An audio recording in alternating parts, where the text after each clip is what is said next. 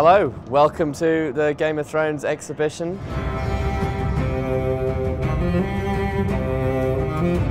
Jusqu'au 2 septembre prochain, la Porte de Versailles accueille l'exposition itinérante Game of Thrones.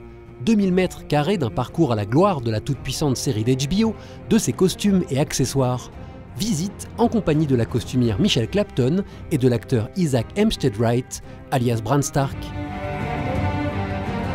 It's funny, when I first took the job, one of the first conversations I had was that this is a really confusing, very elaborate story, and actually visually we need the costumes to let the viewer know they've moved from one place to another. So it was very much part of the discussion to colour code, to make it very visually different from, say, the Starks to the Lannisters, and the fabrics to be different and the armour to be different.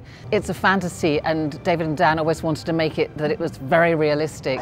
I think it's really important for the actors to feel, this is why, to feel the sort of weight of the costumes and to really experience how it would be to live in that time. So we've always made that as a really important part of the show. The detail is phenomenal, like nothing is spared. So there's a parchment there and it's been handwritten. It's great to come to the exhibition and actually see it in detail for the viewers, because you can see it on screen but you can't necessarily see just how much effort goes into everything here. It's great for me to actually be here and really see some costumes I designed maybe 6 or 7 years ago. It's nice to look back, they're like old friends.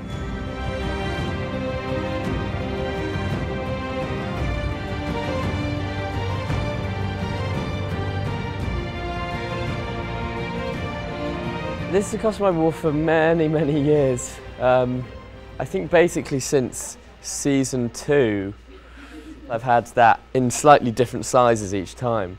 It used to take hours and hours to do up that lacing every morning, so that took ages. So I was quite glad to see the back of that costume, lovely as it is, but I'd worn it for so long. And also that necktie. A lot of the times your necktie literally gets stitched into your lower parts of the costume, so it's quite claustrophobic and you just want to rip it off by the end of the day, which obviously you can't do. But no, it brings back lots of memories seeing that, as well as lovely Hodor's costume. I don't know if you can see. You know, you might in the morning be like, oh God, I've got so many layers, why can't we just put some Velcro in this and it'll be easier?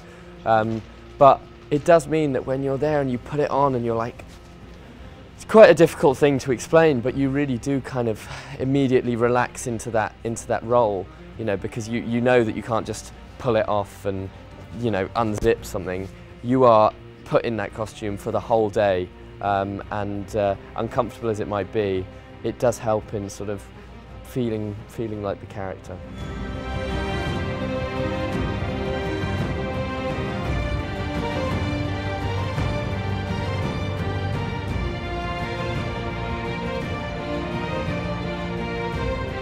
I don't actually have the number of costumes we've made for the show in my head. I mean, we have a whole huge warehouse full of extras costumes, and I mean, just more and more places I can't even imagine. Some costumes I haven't seen for years.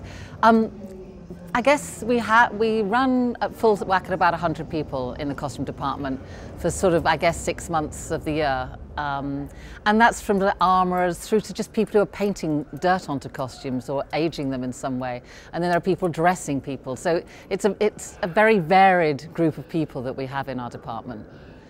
The style of Game of Thrones, I think, is very varied, again, because it's linked to the geography of the place where people are living. For instance, in King's Landing, there's trade, so there's a lot more variety of colour and fabrics, and the armour can be very differently made to, say, that of the Starks, where there's one armour, the same style was passed from father to son, whatever. I always thought that maybe Starks was sort of medieval mid-Europe. Here, I mean, in King's Landing, we looked at sort of southern Europe, but we also looked at Japan, we looked at sort of different areas. So everything is just a sort of melange of different influences and different colours.